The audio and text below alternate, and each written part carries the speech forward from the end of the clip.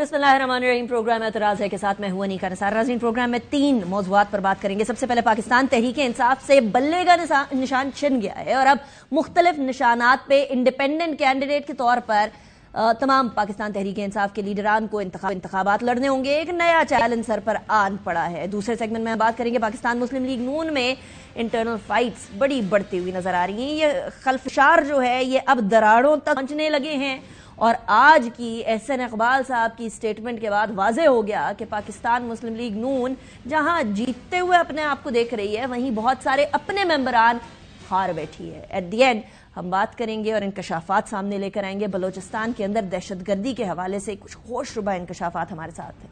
सबसे पहले बात करते हैं पाकिस्तान तहरीक इंसाफ के उस हवाले से जो फैसला आया कल सुप्रीम कोर्ट का। कल तकरीबन 11:30 से 11:45 के बीच में ये फैसला आया और फैसले के अंदर बड़ा वाज़ेह तौर पर बल्ले का निशान पाकिस्तान तहरीक इंसाफ के पास नहीं रहा। ये निशान ना रहने के बाद पाकिस्तान तहरीक इंसाफ का प्लान बी सामने आया। प्लान बी यही था कि इंडिपेंडेंट कैंडिडेट्स के तौर पर तमाम के तमाम लीडरान हर उस जगह पर जहां ऑलरेडी टिकट्स थे वहां लड़ेंगे और पाकिस्तान तहरीक इंसाफ का प्लेटफॉर्म रहेगा, लेकिन इंतखाबात इंडिपेंडेंट कैंडिडेट्स के तौर पर लड़े जाएंगे।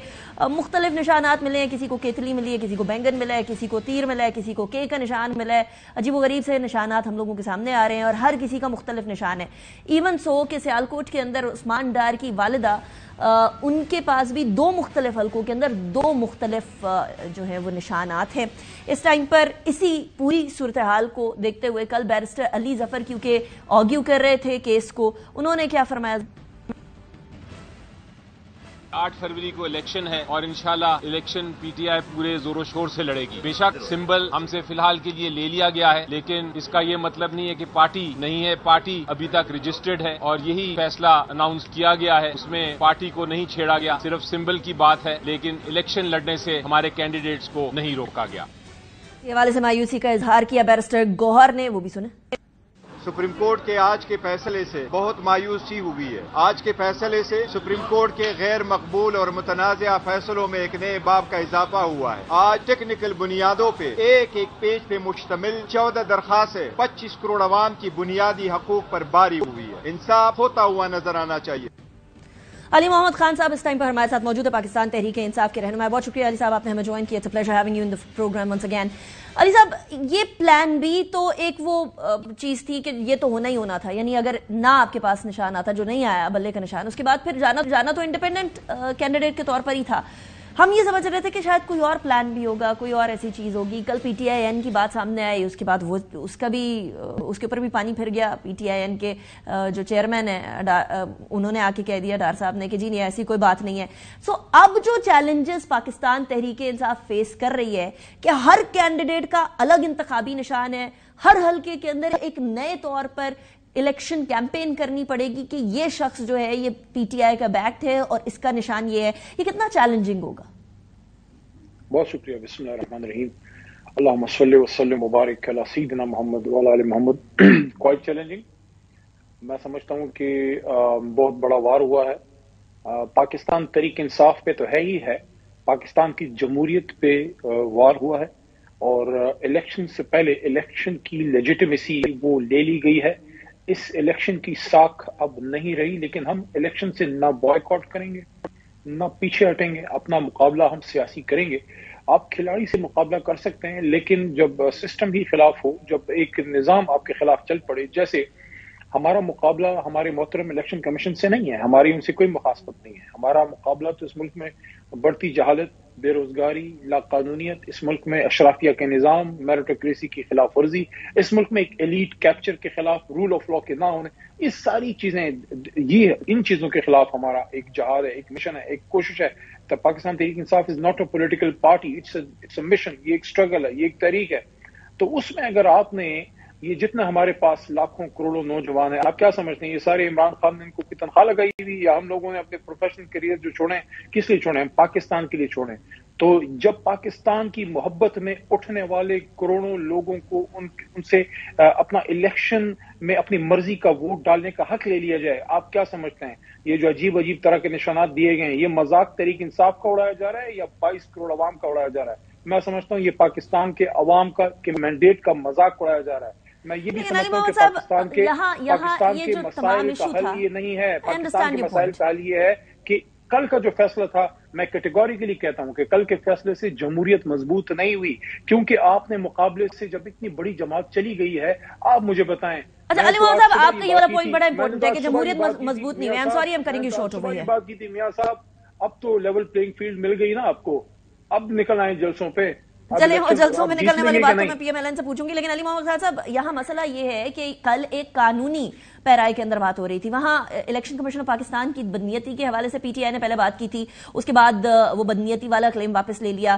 پھر یہ کہا گیا جی ای سی پی نے، باقی تمام جماعتیں ہیں انہوں نے جب اس طرح کی حرکت کی تو اس ٹائم پر ای سی پی نے ان جماعتوں کو بھی نوٹسز دیے تھے. پھر وہ ایک اور سوال آیا کہ اتنا آپ کے پاس مہلت تھی انتخابات کرانے کی پارٹی کے انٹرا پارٹی الیکشنز، تب کیوں نہیں کرائے گئے؟ پھر کانسٹیٹیوشن کیوں نہیں فالو کیا گیا؟ یہ سارے قانونی نکات جو ہے وہ ڈسکس ہوئے. کیا پی ٹی آئی اس کو مختلف طریقے سے کر سکتی تھی؟ کیا پارٹی انتخابات کو مزید شفاف بنایا جا سکتا تھا؟ کیا اس سے پہلے پارٹی انتخابات کو کر لیا جاتا تو اس ڈائلیما سے بچ سکتی تھی؟ دیکھیے، کوئی بھی عمل جب آپ کرتے ہیں اس میں غلطی کا احتمال ہوتا ہے. میں یہ بالکل نہیں کلیم کروں گا کہ یہ 100% فول پروف الیکشنز تھے، لیکن میرا ایک بہت بڑا سوال ہے، یہ میرا نہیں ہے، محترم جج صاحبان نے خود ہی یہ سوال کیا تھا 1-2 دن پہلے، ڈے بیفور یسٹرڈے شاید کیا تھا، الیکشن کمیشن سے کیا تھا کہ کیا اسی طریقے سے یہ باقی جماعتوں کا اس کے لیے بھی اسکروٹنی ہوئی ہے. اسی طرح میں سوال ہوا، اور کیا انہوں نے بھی یہ اسی طرح کا انتخاب کیا ہے؟ آپ کوئی مجھے بتا سکتا ہے کہ بلاول صاحب کا کیا انوپوز نہیں ہوا؟ کیا شہباز شریف صاحب کا انوپوز نہیں ہوا؟ کیا مریم بی بی کا انوپوز ان کا انتخاب نہیں ہوا؟ کیا زرداری صاحب کا کیا ان کا کون مقابل تھا ان کے چیئرمین شپ کے مقابلے میں؟ کوئی نام بتا سکتے ہیں؟ سیکرٹری جنرل ان کا کیا انوپوز نہیں ہوا پیپلز پارٹی کا؟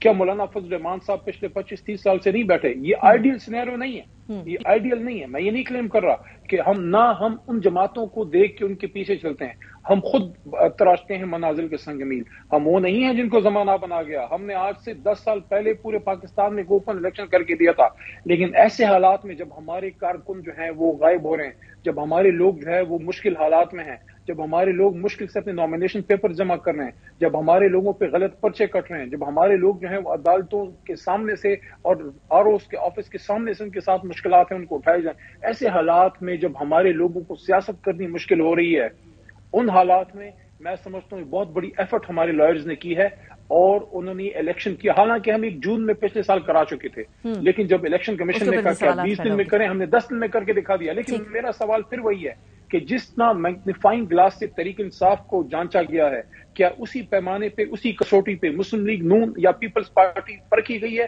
اور اگر نہیں پرکھی گئی تو پھر سنگل آؤٹ کیوں کیا گیا ہے؟ آپ جن جماعتوں کی بات کر رہے ہیں علی محمد خان صاحب، وہ ساری وہ جماعتیں ہیں جن کے اوپر آپ آلریڈی الزامات لگا چکے ہیں کہ یہ تو جمہوریت کی کسی طریقے سے علمبردار بنی نہیں سکتی. یہ وہ جماعتیں ہیں جنہوں نے اپنے زمانے کے اندر جو لوکل باڈی انتخابات ہیں وہ نہیں کرانے کی زحمت کی، چاہے وہ پیپلز پارٹی ہو، پی ایم ایل این ہو، جے یو آئی. لیکن پاکستان تحریک انصاف کیوں اس ڈگر پر چل پڑی؟ پنجاب کے اندر وہاں بھی لوکل باڈی انتخابات ہیں. آپ جمہوریت کی بات کریں، جمہوریت تو وہاں سے پنپنا شروع ہوتی ہے جہاں باقاعدہ طور پر جماعت کے اندر جمہوری نظام اور جمہوری طریقہ کار، یعنی وہ ریکارڈ ہونا کہ 50,000 فیس دینی ہے ایک ممبر نے انتخاب لڑنے کی انٹرا پارٹی، اس کا بھی ریکارڈ نہیں ہے. یعنی اگر آپ لوگ کرا ہی رہے تھے انتخابات تو ان کو تھوڑا وہ اس طرح کرا لیتے کہ کوئی سوال نہ پوچھتا. دیکھیے، ہم بڑے غلط لوگ ہیں اور ہم سے حکومت نہیں چلتی اور ہم نے بڑے غلط فیصلے کیے ہیں. اس کا ایک سیاسی فیصلہ پاکستان کے عوام کو کرنے دیں. Fair enough. کیا وجہ ہے کہ پاکستان تحریک انصاف کے کھلاڑیوں کو بلے کے ساتھ عوام کے پاس جانے سے سب کو اتنا خوف ہے؟ خوف بلے کا نہیں ہے، خوف عوام کا ہے، کیونکہ عوام عمران خان صاحب کے ساتھ ہیں، تحریک انصاف کے ساتھ ہیں. دیکھیں، اس سے ملک کے مسئلے حل نہیں ہوں گے. 2/3 اکثریت لینے والی جماعت کو سائڈ لائن کر کے کسی کو بھی اگر آپ لا کے بٹھائیں گے، وہ نہ نظام چلا سکے گا، نہ آپ کو وے فارورڈ دے سکے گا. اور سب سے بڑی چیز، آج آپ کی یوتھ کا، آپ کا نوجوان دور ہو رہا ہے آپ کے سسٹم سے، وہ بدل ہو رہا ہے.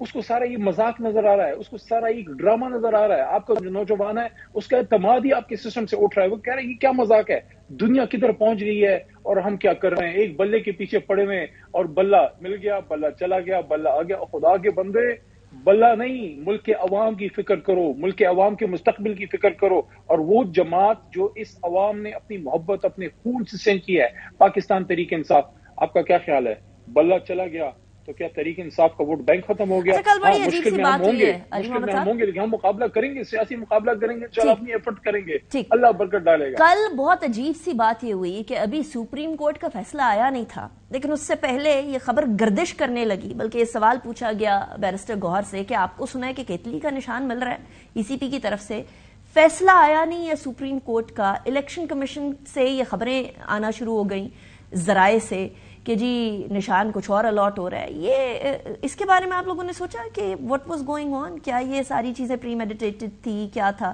کیونکہ آبویسلی بیرسٹر گوہر نے بھی اس کے اوپر بڑا گول مول سا جواب دیا تھا اس ٹائم پر۔ ہاں، بڑی الارمنگ ویسے بات ہے، کیونکہ ابھی ملک کے قاضی قضات نے ابھی فیصلہ نہیں کیا تھا، چیف جسٹس صاحب نے، سپریم کورٹ کا فیصلہ ابھی نہیں آیا تھا، اور سپریم کورٹ کی ججمنٹ کا سب کو انتظار تھا، اور یہ تو محترم بیرسٹر صاحب نے محترم قاضی صاحب کے سامنے یہ بات کی کہ اوپن کورٹ میں کی کہ ان کو جو نشان ملا کیتلی کا، تو پتہ نہیں شاید گرم چائے تیار تھی وہاں کہیں، تو اس لیے سپریم کورٹ کے فیصلے سے پہلے ہی گرم چائے کیتلی میں ڈال دی۔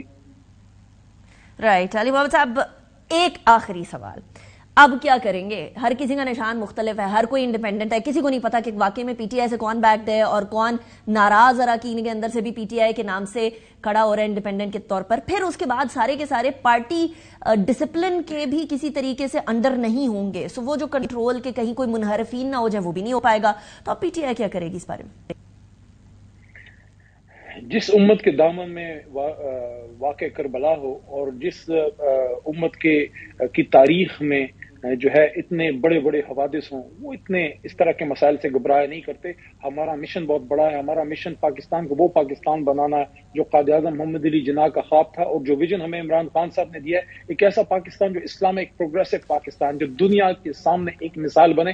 اس کے لیے اس طرح کے مسئلے مسائل آتے رہیں گے۔ میں صرف اتنا ہی کہوں گا پاکستان تحریک انصاف کے لاکھوں کروڑوں ووٹر سپورٹر پاکستان اوورسیز سب کو کہ تندے باد مخالف سے نہ گھبرا اے عقاب، یہ تو چلتی ہے تجھے اونچا اڑانے کے لیے۔ انشاءاللہ Pakistan Tehreek Insaf and Khan we will come back. ٹھیک ہے، علی محمد خان صاحب بہت شکریہ، آپ نے جوائن کیا۔ بریک کی طرف جائیں گے، بات کریں گے پی ایم ایل این میں پڑنے والی جو دراڑیں ہیں، کہیں وہ شیرازہ تو نہیں بکھیر دیں گے آفٹر بریک؟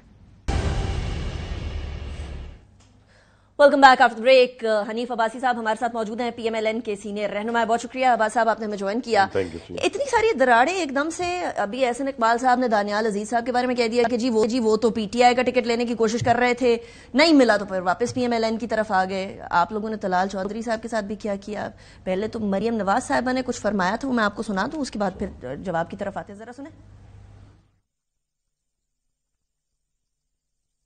میں ہاتھ جوڑ کر اپنی جماعت سے بھی یہ عرض کروں گی، آئندہ کسی لوٹے کو ٹکٹ نہیں دے، کسی لوٹے کو ووٹ نہیں ملنا چاہیے، اس کی جگہ صرف باتھ روم میں ہے۔ پارٹیاں چھوڑنے والے لوٹوں کو ووٹ نہیں دو گے، ذرا سے دباؤ کا جو سامنا نہ کر سکے اور پارٹی کی پیٹھ میں چھرا گھوم دے، وہ ووٹ کا حقدار نہیں ہے۔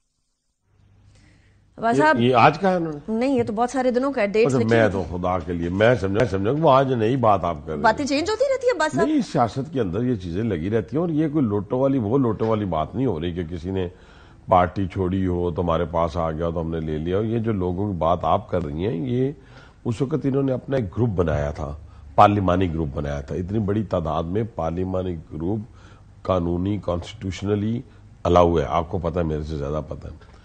اب ایشو یہ ہے کہ جب آپ کسی کے ساتھ کوئی کمٹمنٹ کرتے ہیں، اب پارٹی کے بھی پہ کمٹمنٹ ہوتی ہے نا، لیڈرشپ کی بھی پہ کمٹمنٹ ہوتی ہے، اس وعدے کو توڑنا سب سے بڑا گناہ ہے کہ یا پھر اب اس کی زبردستی تو کسی نے نہیں کی۔ یہ تو طلال چودھری صاحب سے پوچھے۔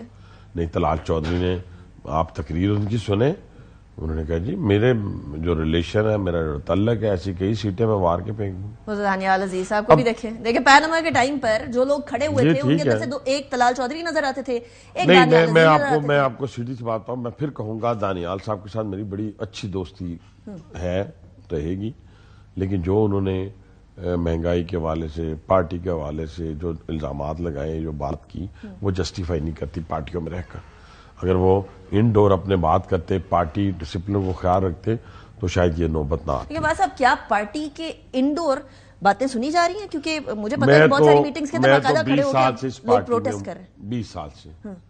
20 سال سے تو مجھے تو ہمیشہ پارٹی کے اندر ہم نے بات بھی کی ہے اور ہماری سنی بھی گئی ہے.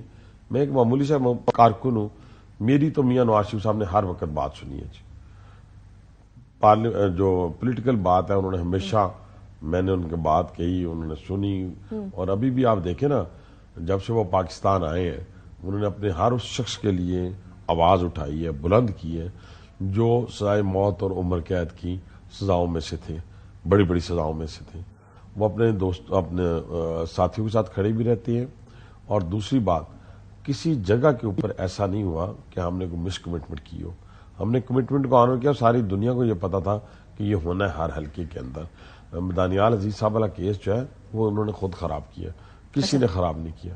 احسن اقبال صاحب کی یہ سٹیٹمنٹس جسٹیفائڈ ہیں؟ اب جو دانیال عزیز صاحب کے بارے میں آپ جو انفارمیشن مجھے نہیں پتا, میں تو آپ کو پتا ہے میرے پاس 1 منٹ نہیں ہے, میں تو آپ کے پروگرام کے لیے ٹائم نکال کے آ گیا ہوں. سیاست میں تو نہیں, میں تو جاتے واضح طور پہ کہا ہے کہ دیکھیں جی یہ تو پی ٹی آئی کی طرف جا رہے تھے, یہ پی ٹی آئی کی طرف ابھی ان کو ٹکٹ نہیں ملا تو اس لیے واپس پی ایم ایل این کی طرف. یہ انفارمیشن میرے پاس نہیں ہے, یہ احسن صاحب کے پاس ہوگی. میں تو بات کر رہا ہوں ڈسپلن کی. ڈسپلن کے اوپر کمپرومائز نہیں ہو سکتا کہ آپ اپنی پارٹی پر چڑھ دوڑیں اور کہیں یہ اور نام لے کے. آپ ایک جنرل سیکرٹری ہے, ایک ہماری انفارمیشن منسٹر رہی ہیں, پارٹی ترجمان ہے, آپ سب کو رگڑا دے دیں اور پھر اوور آل پوری پارٹی کو کہہ دیں کہ فلاں فلاں چیزوں کی ذمہ دار ہے, تو مجھے یہ بتائیں پھر اس کی نمائندگی وہ کیسے کریں گے؟ اچھا صاحب, اس ٹائم پر پی ایم ایل این ان انتخابات کے اندر جو چوائسز لے رہی ہے, ان چوائسز کی وجہ سے بہت سارے آپ کے پرانے ساتھی بھی سیپریٹ ہو رہے ہیں. مہتاب عباس صاحب چلے گئے, شاہد خاقان عباس صاحب نے آج اناؤنس کر دیا کہ میں نے ٹکٹ نہیں لیا تو اس کا مطلب میں پارٹی کا حصہ نہیں ہوں. اب ایسے لوگ جو کہ کئی دہائیوں سے ساتھ چل رہے ہیں پی ایم ایل این کے, وہ بھی سیپریٹ ہو جائیں, اس کے بعد پھر ٹکٹوں کے اوپر بھی مسئلہ ہو جائے, تو آج تو آپ حکومت لے لیں, کیا لانگ ٹرم کے اندر پی ایم ایل این کے لیے خدشات اور خطرات سے بھری ہوئی سیاست نہیں ہے؟ نہیں, نہ پی ایم ایل این کے لیے کوئی خطرہ ہے, نہ خدشات سے بھری ہوئی ہیں. لیکن یہ جو آپ نام لیے نا, اگر اختلافات جنم لیتے ہیں اور لیڈرشپ اگر فوری طور کے اوپر اس کے اوپر قابو پا لے تو شاید یہ لوگ جو ہے پارٹیوں کے ساتھ رہتے ہیں. تو یہ لیڈرشپ کی لیک آف لیڈرشپ تھی کہ انہوں نے فوری طور پر ایکشن نہیں لیا؟ نہیں, لیک آف لیڈرشپ نہیں. دیکھیں نا وہ کس حالات میں تھے, وہ ایگزائل میں تھے اور اس دوران یہ حالات پیدا ہوئے, پارٹی کے اندر کیا چل رہا ہے کیا نہیں چل رہا یہ اتنی انفارمیشن نہیں ہوتی. جہاں تک رہ گیا نا شاہد صاحب کا تعلق, شاہد صاحب ہمارے بڑے بھائیوں کی طرح ہیں.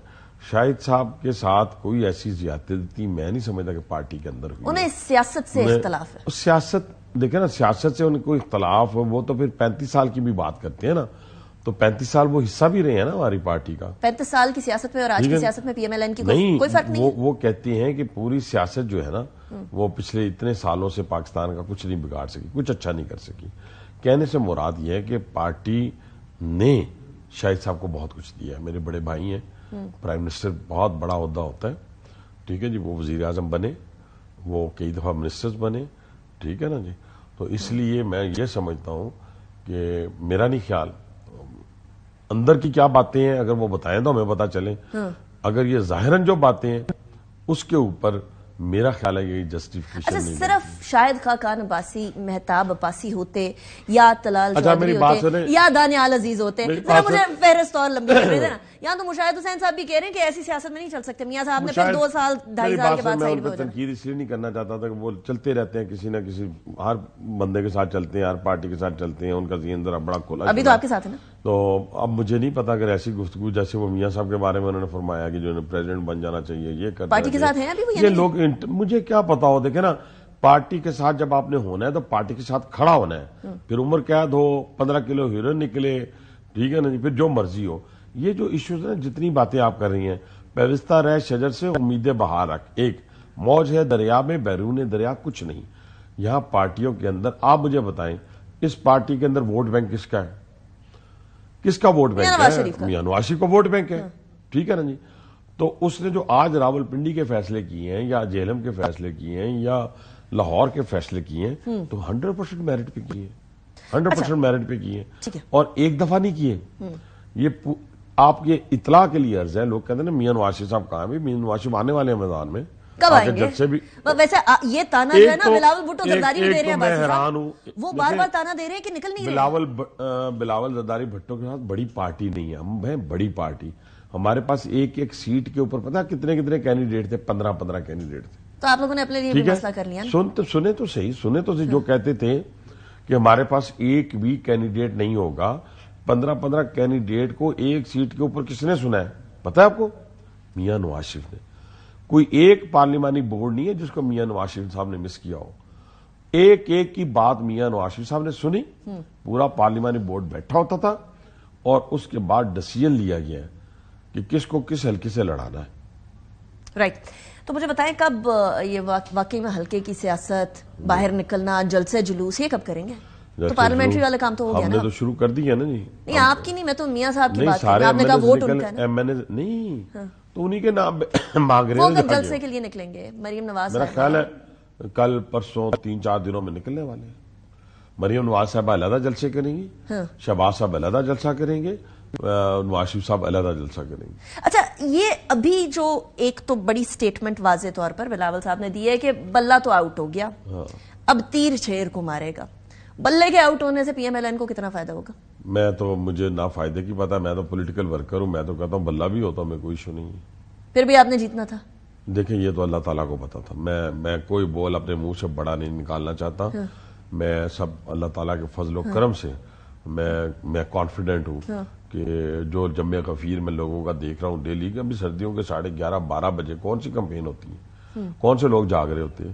میں کل رات جو میں نے آخری جلسہ کیا ہے 11:30 بجے شروع کیا ہے, ٹھیک ہے, اور پن ڈراپ سائلنس تھا اور ایک بندہ نہیں ہل کے گیا, اور جمع غفیر تھا. جہاں جاتا ہوں 14 سپیچز میں ڈیلی کرتا ہوں. آپ کہتے تھے نا کیا لینے جائیں گے, ہم ان کو بتاتے ہیں کہ یہ ہم نے راول پنڈی میں کیا, یہ میرا وہ لیڈر ہے. دیکھیں نا 2 ایشو ہیں اس وقت پاکستان کے اندر. مجھے اگر آپ اجازت دیں کچھ پازیٹیو سی گفتگو بھی بتا دیں. باقی نیگیٹو چل رہی ہے. نہیں, وہ لڑائی جھگڑے کا فائدہ کوئی نہ, یہ باتیں گھر میں لگی رہتی ہیں. لڑائی آپ کے گھر میں ہو رہی ہے, ہم کیا کریں؟ آپ لوگ لڑائی بند کریں, ہم بات بھی نہیں کریں گے. نہیں, ہم ایشو کوئی نہیں نا, اس کو دوسرے کو کیا غرض ہے اس سے. بس ایشو یہ ہے کہ اس وقت مہنگائی ہے, دہشت مہنگائی کا پورا جن باہر نکلا ہے. میں لوگوں کو کہتا ہوں تقریر میں, دہشت گردی کا آدھا جن اندر ہے آدھا باہر ہے. تو میں لوگوں کو سوال کرتا ہوں, میں کہ اس کو کون ختم کرے گا مہنگائی کو اور دہشت گردی کو. پھر میں کہتا ہوں جب 2013 میں نواز شریف صاحب آئے تو ملک جو ہے اندھیروں میں ڈوبا ہوا تھا. ذرا سنیں, مجھے تھوڑی سی کمپین کر لینے دیں. اندھیروں میں ڈوبا ہوا تھا, پوری دنیا میں تنہا تھا. سن لینا ذرا, پوری دنیا میں تنہا تھا, پوری دنیا میں. کراچی لاقانونیت میں ڈوبا ہوا تھا, دہشت گردی عروج پہ تھی. جب وہ آئے دھرنے شروع ہوئے, اس کے باوجود 12,000 میگا واٹ بجلی پیدا کی نواز شریف نے. سنتے جائیں. اس کے بعد لا قانونیت کراچی کی ختم کی, دہشت گردی ختم کی. $62 بلین کے ایگریمنٹ کیے, پروان نہیں چڑھ سکے الہ آباد ہے سی پیک کی صورت میں, ٹھیک ہے. اس کے بعد چائنا, ٹرکی, یورپ, امریکہ, مڈل ایسٹ کو اپنی پشت پہ کھڑا کر لیا. روزگار عروج پہ تھا, بے روزگاری کے خاتمے کی طرف بڑھ رہے تھے. 52 روپے کی چینی, 35 روپے کا آٹا, 10 روپے کا یونٹ. چلے ٹھیک ہے, سن لیں. 105 سرکولر ڈیٹ اس ٹائم پر بھی تھا, پی آئی اے اس ٹائم پر بھی ڈیٹ میں تھا. اب یہ تو اس طرح ٹریڈ ڈیفیسٹ تب بھی تھا, اور قرضے کے اندر ہم تب بھی تھے, آئی ایم ایف میں ہم بھی. میں نے کب کہا دودھ کی نہریں بہ رہی تھی, کاروبار عروج پہ تھا. کاروبار عروج پہ تھا, 6% ترقی کی شرح تھی. آسان الفاظ میں سمجھا دیتا ہوں. وہ پی ٹی آئی بھی کہتی ہے, ہماری باری میں بھی 6%. نہیں, پی ٹی آئی نے کک کیتا ہے, ان کا بھی 6%. اچھا چلے پی ٹی آئی کے آپ 5-6 کارنامے بتائیں. میں تو خیر پی ٹی آئی کی یہاں وکیل نہیں, وکیل بھی شک نہ ہو, میں کوئی اس طرح کے مجھے نہیں, بس ٹو یور حلقہ نا, آپ کے حلقے کے اندر آسانی ہو گئی آپ کے لیے. پی ٹی آئی اور شیخ صاحب, میں پھر وہی اللہ سے ڈرتے ہوئے کہہ رہا ہوں کہ اس وقت لوگوں کا جمع غفیر ہے, اور مجھے بہت بڑی تعداد میں لوگ نظر آ رہے ہیں جو میرے حلقے سے میرے حق میں نکلیں گے. پی ٹی آئی کے میں ڈیلی سینکڑوں لوگ مسلم لیگ نواز میں شامل کر رہا ہوں. شیخ صاحب کے بہت سارے لوگ جو رہ گئے تھے 2, 4, 10, وہ سارے آج میں ابھی شامل کر کے آیا ہوں. 2, 4, 10 سارے آپ کے پاس؟ جی سارے الحمدللہ. شیخ صاحب کے پاس اب کچھ نہیں؟ میں اللہ سے ڈر کے کہہ رہا ہوں, میں اللہ سے ڈر کے کہہ رہا ہوں. اللہ کو کتنی نشستیں لے گی P M L N National Assembly میں؟ 100 کراس کر دے گی جی. 100 پتہ نہیں 20-30 2/3 میجورٹی نہیں لے سکے گی. کس نے کہا 100 کتنے پہ آئے گی؟ 2/3 میجورٹی لے سکے گی یا نہیں لے سکے گی؟ کیوں نہیں لے سکے گی, کس نے کہا؟ کہ یہ نیشنل گورنمنٹ وہ اسی طرح 16 مہینے والی. آپ ابھی تو ہمیں 2/3 لینے دینا, تو جب رزلٹ آئے گا پھر دیکھیں گے. یہ خواب کی ہے ابھی. یہ بھی خواب ہی تھا نا کہ نواز شریف کبھی نہیں آئیں گے. اچھا, یہ بھی خواب تھا نا, ٹھیک ہے. تو نواز شریف آ گئے, ٹھیک ہے. یہ بھی خواب تھا نا کہ ہم الیکشن سے بھاگ رہے ہیں, ہم الیکشن لڑ رہے ہیں, ہم الیکشن میں موجود ہیں, ہم الیکشن لڑنا چاہتے ہیں. تو انشاءاللہ تعالی ہم پولیٹیکل پارٹی ہیں, اور ہمارے سارے پولیٹیکل ورکر میدان میں ہیں, اور لوگ جو ہے نا کارکردگی کی بنیاد کے اوپر میاں نواز شریف کی طرف، مسلم لیگ نواز کی طرف اٹریکٹ ہو رہے ہیں. اچھا میرے دو آخری سوال.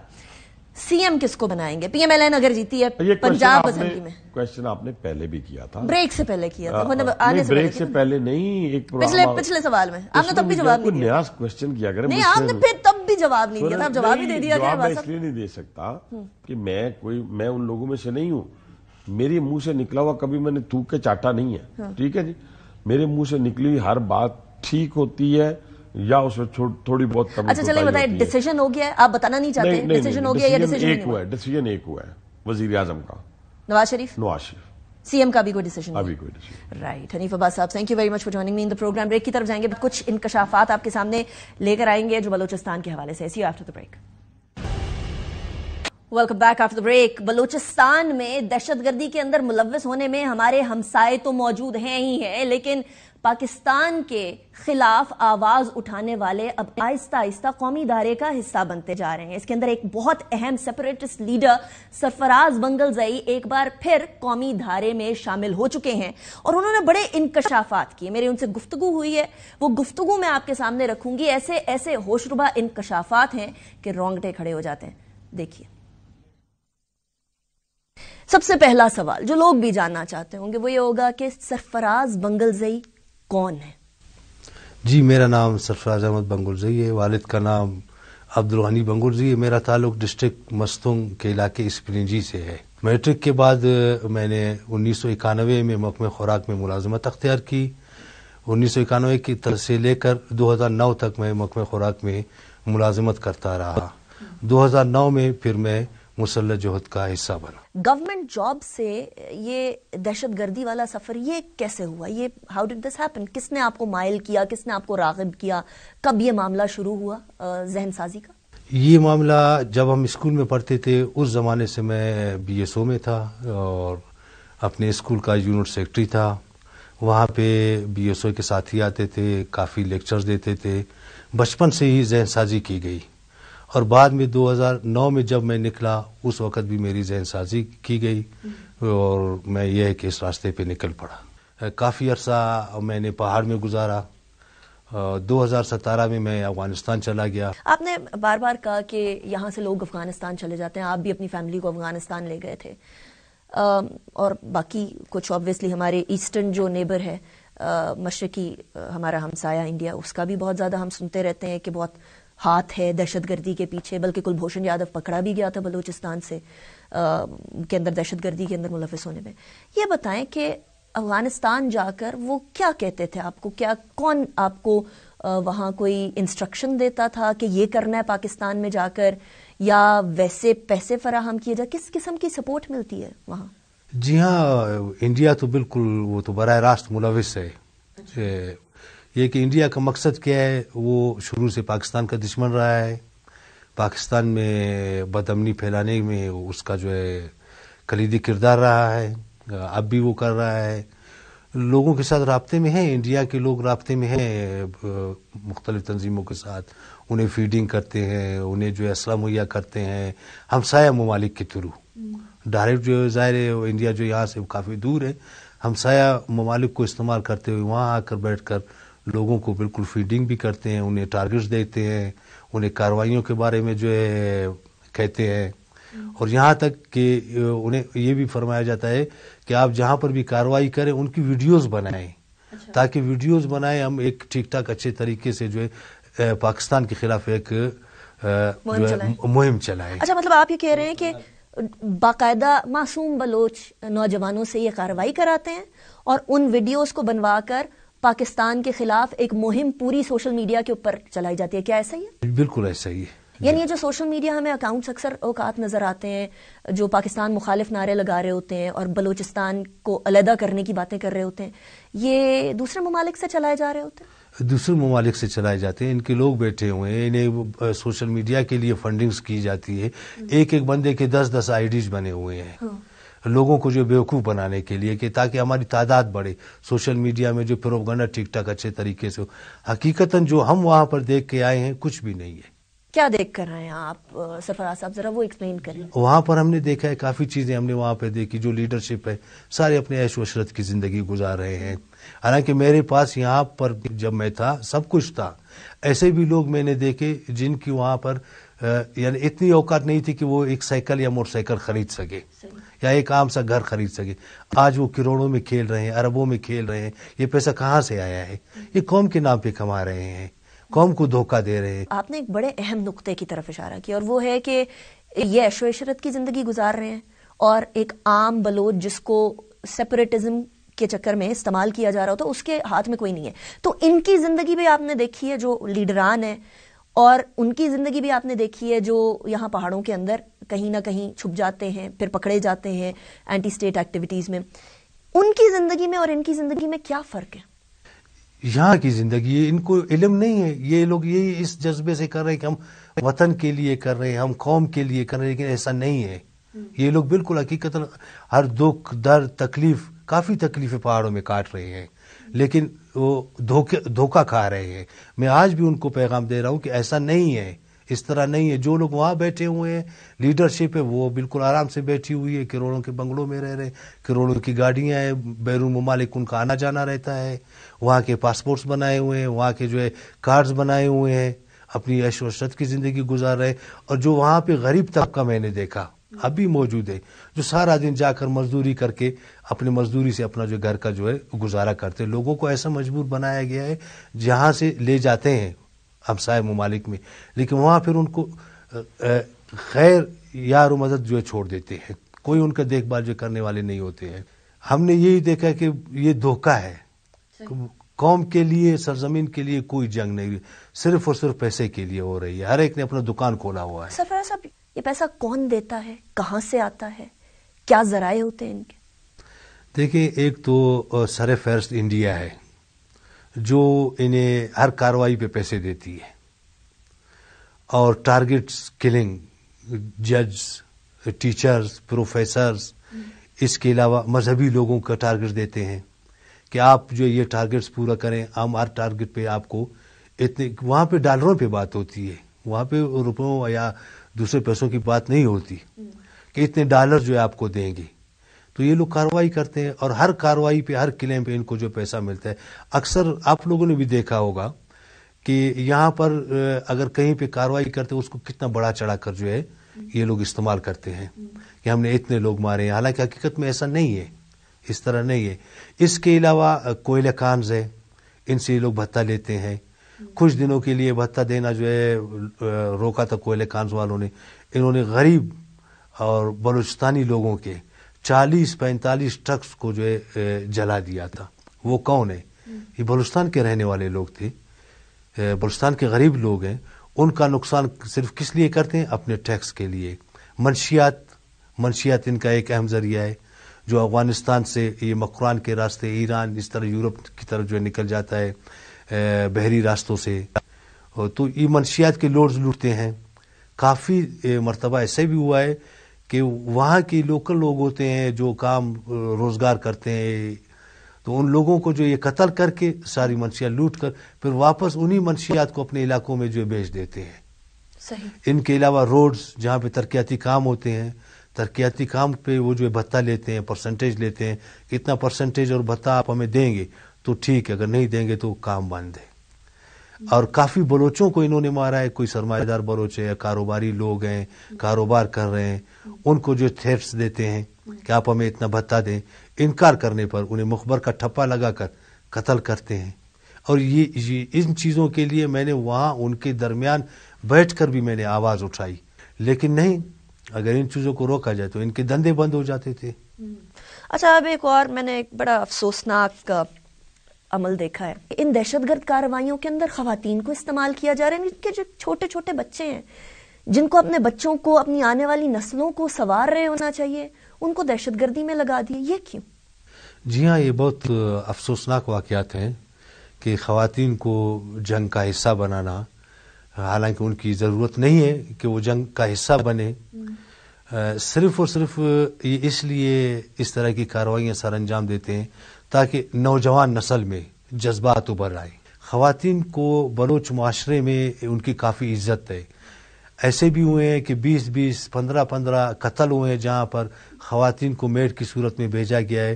ان لوگوں نے اپنے وہ خون جو ہے معاف کر دیتے ہیں کہ خواتین کو قرآن کی جگہ پر جو ہے بلوچ معاشرے میں دیکھا جاتا ہے، لیکن یہاں پر خواتین کو جو ہے جنگی کارروائیوں میں استعمال کرنا بہت افسوسناک ہے.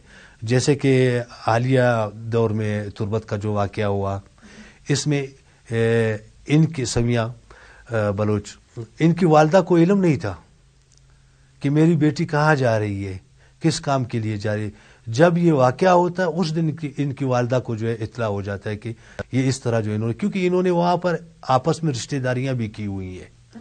جو کچھ لوگ ان کے رشتہ دار ایسے ہیں جو ایسی جگہوں پر بیٹھے ہوئے ہیں کہ ان کو یہ چیز کرنا ہے، کسی نہ کسی طریقے سے جو کرنا ہے، اور اس سارے کام میں، سارے دندے میں انڈیا براہ راست ملوث ہے. ساری ڈائریکشن وہاں سے دی جاتی ہے. کیا ان کے پاس مرد نہیں ہے؟ مرد کم پڑ گئے ہیں جو آپ خواتین کو استعمال کر رہے ہیں. بالکل درست. اور پھر خواتین کا استعمال کرنا بلوچ معاشرے میں بلکہ اسلام میں بھی ہے کہ کوئی خواتین فوت ہو جاتی ہے تو ان کے جو قریبی ہیں ان کے بغیر کوئی انہیں لحد میں نہیں اتار سکتا، اور وہاں پر جب وہ فدائی کرتی ہیں تو ہمارے خواتین کے آپ نے دیکھا کہ تمام بدن کے جو ہے ٹکڑے کہاں کہاں دور دور تک جو پھیلے ہوئے، وہی لوگ آ کر انہیں اکٹھے کرتے ہیں. شرم کی بات ہے. اچھا، کیا بچوں کی ذہن سازی یا اسکولوں کے اندر یا جو اس طرح کی تنظیمیں ہیں وہ اپنا فوکس بچوں پہ اس لیے بھی کرتی ہیں کیونکہ آسان ٹارگیٹ ہے؟ جی بالکل، آسانی کے لیے، کیونکہ کافی ایسے بچے ہیں جو اپنے گھر میں بتائے بغیر 4 ماہ، 5 ماہ، 6 ماہ، جب تک ان کے والدین کو پتہ چلے کہ میرا بیٹا کہاں گیا ہے، ان کو یہ علم نہیں ہوتا کہ میرا بیٹا کہاں ہے. یہ لوگ انہیں وہاں پر جو بلوا کر اور اس چیز پہ پابندی کرتے ہیں کہ آپ نے گھر رابطہ نہیں کرنا ہے. ان کے فون چھین لیتے ہیں کہ آپ نے اپنے گھر رابطہ نہیں کرنا ہے، گھر میں جو اطلاع نہیں دینا ہے. جب جا کر وہاں گھر والوں کو ان کو پتہ چل جاتا ہے تو وہ مجبور ہو جاتے ہیں کہ ان کے بچے بھی ان کے ہاتھ سے نکل جاتے ہیں، یہاں بھی بات نہیں کر سکتے ہیں. اور وہ بچے بھی لاپتہ افراد کی فہرست میں ڈال دیے جاتے ہیں؟ جی کافی لاپتہ فہرست میں ڈال دیے جاتے ہیں، کافی پکڑے جاتے ہیں. ان کا جو یہ لوگ والی وارثی نہیں کرتے. اچھا یہ بتائیں کہ آپ نے اپنے اس پورے عرصے کے اندر 1 دہائی سے زیادہ عرصہ آپ نے اس تمام کام میں گزارا، اب آپ نے اپنا ذہن تبدیل کیا، مشکل کام ہے، بہت مشکل کام ہے، لیکن اس پورے عرصے کے اندر کوئی ایسا واقعہ جو آپ کو لگا ہو کہ یہ واقعہ بڑا واقعہ تھا؟ یہ کافی ایسے واقعات جو ہے گزرے ہیں کہ ابھی دیکھیں کافی ایسے لوگ ہوئے جو تنظیموں میں تھے، ان کے دوست تھے، تھوڑی سی مخالفت پر وہ انہیں ہی قتل کر دیتے تھے. بعد میں اس کا الزام جو ریاست پہ لگا لیتے تھے کہ ریاست نے جو ان کو قتل کیا ہے، حالانکہ انہوں نے خود کیا ہے. وہ چند مثالیں میں دوں گا کہ یہاں پر کندھار میں سکندر نامی ایک لڑکا تھا، سکا کے نام سے مشہور تھا. اس کو بلا کر انہوں نے خود ہی اغوا کر کے قتل کر دیا. آج تک اس کا کوئی اتا پتہ نہیں ہے. اس کی بیوی در پدر کی ٹھوکریں کھا رہی تھی. تمام لیڈروں تک انہوں نے اپنی آواز پہنچائی، سب کے ساتھ انہوں نے بات کی کہ میرے شوہر کا کیا قصور ہے، ہم یہاں پہ آئے ہیں تو اپنا سب کچھ چھوڑ کر آپ ہی لوگوں کے سہارے پر، آپ ہی لوگوں کو سب کچھ سمجھائیں، لیکن یہاں پر آپ لوگ جو اس طرح کے دندے کارروائیاں جو کر رہے ہیں، کسی نے بھی توجہ نہیں دی. تنظیم نے مارا اور تنظیم نہیں توجہ نہیں، مطلب ایک تنظیم نے مارا، دوسری تنظیموں پر سے اپیل کی ان کی بیگم نے، تو کسی نے بھی ان کی بات نہیں سنی. اس کے علاوہ جنرل سرفراز کا واقعہ ہے جو تکنیکی خرابی کی وجہ سے ہیلی کاپٹر کریش ہوا تھا. میں خود اس کا چشمدید گواہ ہوں، حالانکہ اس ٹائم براس کا ہم خود حصہ تھے. گلزار امام اس دوران جو ہے پکڑے گئے تھے، وہاں پر موجودہ میں تھا، تو میں ظاہر براس کے جو ہے حصہ تھا. ہم سے کوئی مشورہ نہیں کیا گیا، ہمیں کوئی اطلاع نہیں دی گئی، صرف اور صرف جو ہے کلیم کیا کس وجہ سے؟ انڈیا کے کہنے پر، تاکہ ایک پروپگنڈا بنے. یعنی ایک تکنیکی وجوہات کی وجہ سے جو ہیلی کاپٹر کریش ہو گیا، انفارچونیٹلی شہادتیں ہوئی، جنرل سرفراز بھی شہید ہو گئے. انڈیا نے کہا کہ کلیم کریں کہ ہم نے کیا، یعنی براس نے کیا. ایسی ہوئی اسی طرح. کیا اگر کوئی واپس آنا چاہے، قومی دھارے کا حصہ بننا چاہے، اکیلا شخص، تو اس کے لیے مشکلات کھڑی کی جاتی ہیں؟ بالکل مشکلات کھڑی کی جاتی ہیں. جب بھی کوئی واپس آتا ہے انہیں جو ہے مخبری کا ٹھپا لگا لیتے ہیں کہ یہ غدار ہے، یہ اس طرح ہے، یہ اس طرح ہے، اس کو مار دیتے ہیں، تنظیمیں مار دیتے ہیں، ان کے خلاف کارروائیاں کرتے ہیں. ایسے ایسے واقعات ہوئے ہیں کہ میں اگر ان واقعات کو بیان کروں لوگوں کے رونگٹے کھڑے ہو جائیں گے. یہی ہمسایہ ممالک میں ہمارے بی این اے کے ایک تنظیم کے دوست تھے جن پہ جو ہے بی ایل ایف اور بی ایل اے والوں نے کافی زور لگایا کہ آپ آ جائیں، ہمارے ساتھ شامل ہو جائیں. وہ صرف جو ہے میاں اور ان کے بیگم اور شوہر تھی. ہانی بلوچ کا نام آپ نے سنا ہوگا، ایکٹیوسٹ تھی، سوشل ورکرز تھی. انہوں نے کو جو ہے زور دیا انہوں نے کہ آپ آئیں ہماری تنظیم میں جو ہے شامل ہو جائے، بی این اے کو چھوڑ دیں. انہوں نے انکار کیا. انکار کرنے کی انہیں سزا کیا ملی؟ انہیں ان کے گھر سے اغوا کیا گیا. اغوا کرنے کے بعد انہیں 1 ہفتہ انہوں نے اپنے کسٹڈی میں رکھا. بعد میں انہیں ہمسایہ ممالک میں کسی ویران جگہ پر چھوڑ کر جاڑیاں ان کے اوپر ڈال کر انہیں جلایا گیا.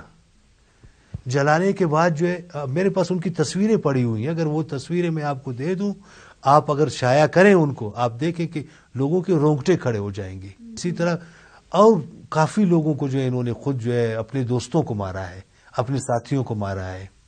ایک کو کہتے ہیں کہ آپ جو ان کو مار دیں، جب کوئی منشیہ لوٹ کے آ جاتا ہے بعد میں اس کو قتل کر دیتے تاکہ یہ ہمارا راز نہ نکلے، ہماری سیکریسی جو ہے نہ نکلے.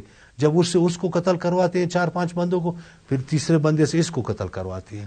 یہ سلسلہ جاری ہے. کافی تنظیموں سے میں نے جو ہے اپیل کی، ریکویسٹ کی کہ اس طرح کے دھندے ہو رہے ہیں، آئیں سب بیٹھیں تاکہ جو غلط ہو رہا ہے اس کو روکا جائے. کسی نے بھی توجہ نہیں دی، صرف اس وجہ سے توجہ نہیں دی ہر ایک اپنا دکان چل رہا ہے اور کسی کو کسی کی دکان کے میں جو مداخلت کی ضرورت جو ہے نہیں ہے. بس اپنی عیش و عشرت کی زندگی گزار رہے ہیں. ہر ایک نے اپنا جو ہے قومی عدالت لگایا ہوا ہے. کسی بھی عام بلوچ کو لے کے قتل کر دیتے، کہتے ہیں بس قومی عدالت نے فیصلہ کیا ہے. ہم نے کہا اتنا ہم نے دھوکہ کھایا ہے. جب اب حقیقت ہمارے سامنے آ گئی ہے، مزید ان کے ساتھ چلنا، مزید اپنے آپ کو دھوکہ دینا، قوم کو دھوکہ دینا، اپنے بچوں کو دھوکہ دینا. آج بھی میں قوم سے یہی اپیل کرتا ہوں کہ ان سے ہوشیار رہیں. اور دوسری طرف جو ہے گلزار امام جب یہ پکڑا گیا، اس کے ساتھ ریاست کا جو سلوک تھا وہ میں نے دیکھا، اس سے میں کافی متاثر ہوا. جب میں آیا مجھے کافی یہاں پہ پیار ملا، ریاست نے مجھے گلے سے لگایا. ریاست نے ماں کے جیسا بہیو کیا. بالکل بالکل. مزید بھی ہم امید رکھتے ہیں ریاست سے کہ آپ کے ساتھ کوئی ظلم، کوئی جبر، کوئی زبردستی؟ کچھ بھی نہیں. میں خود اپنی مرضی سے آیا ہوں، مجھے لایا نہیں گیا ہے. افغانستان کا ابھی جو دہشت گردی چل رہی ہے اس میں کیا کردار ہے؟ کردار پہلے بھی افغانستان کا تھا اچھا. اور اب بھی ہے. اچھا. اس حکومت سے پہلے جو پچھلی حکومت تھی اس حکومت میں بھی وہاں پہ افغانستان کی حکومت محفوظ جگہیں مہیا کر رہی تھی، ٹریننگ کیمپس تھے اور اسلحہ مہیا کیا جاتا تھا، گارڈز تھے. بالکل کوئی پابندی نہیں تھی، لوگ اپنی مرضی سے جو ہے گھومتے تھے. اب بھی وہی سلسلہ جاری ہے. کیا اتنے لوگ وہاں بیٹھے ہوئے ہیں اس سے جو افغان حکومت لا علم ہے، اس کے علم میں نہیں ہے؟ اگر ان کے علم میں نہیں ہے تو پھر ظاہر ہے سے تو وہ لوگ نااہل ہے، اس چیز کے قابل نہیں ہے. سب کچھ ان کے علم میں ہے. کوئی ابھی یہ پروگرام دیکھ رہا ہو، آپ اسے کیا پیغام دینا چاہتے ہیں؟ یہ صرف معیار یعنی تانے کی وجہ سے نہ آ رہا ہو. جس تباہی کی طرف یہ تحریک بلوچ قوم کو لے جا رہی ہے، جو چیز ہم نے محسوس کیا، جس طرح کا لوگوں کو قتل کیا جا رہا ہے، عام بلوچوں کو، اب تو ریاست سے ہٹ کے بلوچوں کے ساتھ اپنی لڑائی یہی بتے پہ جو شروع ہوئی ہے. کافی لوگوں کو جو قتل کیا جا رہا ہے. میں نے یہ محسوس کیا اور یہ دیکھنا اگر اس کے لیے رکاوٹیں نہیں ہوئی تو آنے والے وقتوں میں ہو سکتا ہے کہ بلوچستان میں بلوچوں کی ایک خانہ جنگی شروع ہو. کیونکہ یہاں کے لوگ اپنے تنظیموں کے ساتھ خدشات ہیں، اور جب یہ لوگ نکلیں گے تو ان تنظیموں کو یہاں بیٹھنے کی کوئی جگہ نہیں ملے. ان کے ساتھ تنظیموں کی طرف سے ظلم ہو رہا ہے، زیادتیاں ہو رہی ہیں. ان کے بچوں کو جو ہے ورغلا کر جو ہے تنظیموں کا حصہ بنایا جا رہا ہے. ان کے لوگوں کو مخبر کے نام پہ قتل کیا جا رہا ہے. کسی کی جو ہے کسی کے ساتھ ذاتی دشمنی ہے بس ٹھوک دو، نہ اسٹیٹمنٹ ڈال دو کہ یہ جو ہے مخبر ہے. اسی قسم کے کافی غلط کام ہو رہے ہیں. میں یہی کہوں گا، یہی اپیل کروں گا ان لوگوں سے جو आज एक आज़ादी के नाम पे इस जोत का हिस्सा बने हुए हैं, उनके ख्याल में हम आज़ादी की जंग लड़ रहे हैं। खुदारा वापस आ जाए, अपने ख़ानदानों को बचाए, अपने कौम को बचाए, अपनी ज़िंदगी बर्बाद ना करें। वो लोग जो इस खौफ से, इस डर से कि हम जब वापस आ गए, कौमी धारे में शामिल हो गए, पाकिस्तानियत की बात करने लगे, तो उससे पहले ही हमें रियासत यानी पाकिस्तान की एजेंसियां जुल्म और जबर का निशाना बनाएंगी, वो उस डर से नहीं आ रहे, उनको क्या कहेंगे? उनको मैं यही कहूंगा कि वापस आ जाएं। तो यहाँ आके जुल्म नहीं होगा उन पे? बिल्कुल कोई जुल्म नहीं होगा। हमसे पहले लोग काफी आए हैं, मैं तो पहला शख्स नहीं जो मैं आया हूं, मेरे से पहले कितने सैकड़ों लोग आए हैं, हजारों लोग आए हैं। रियासत ने उन्हें गले से लगाया हुआ है। आज बैठे हुए अपने बच्चों को तालीम दे रहे हैं, अपनी जिंदगी जो आराम से गुजार रहे हैं। गुलजार इमाम शंबे हालांकि पकड़ा गया, खुद नहीं आया था, जो रियासत ने उनके साथ रवैया रखा वो सबके सामने है। रियासत ने हमें गले से लगाया, और जो जिम्मेदार एजेंसीज हैं उनका रवैया मैंने देखा, काफी जितने मैं कहूँ कम है कि उनका कितना अच्छा रवैया था। और इन्हीं एजेंसियों की वजह से आज मुल्क जो है कायम और दायम है। Thank you very much Sarfaraz मंगलजई साहब, आपने हमें ज्वाइन किया। मैं अपने प्रोग्राम को इसी के साथ इख्तिताम की तरफ लेकर जाऊंगी। अनीका निसार को इजाजत दीजिए, अपना बहुत ख्याल रखिएगा, इस दुआ के साथ कि पाकिस्तान फलता फूलता बढ़ता और इत्तेहाद के साथ यकजा रहे।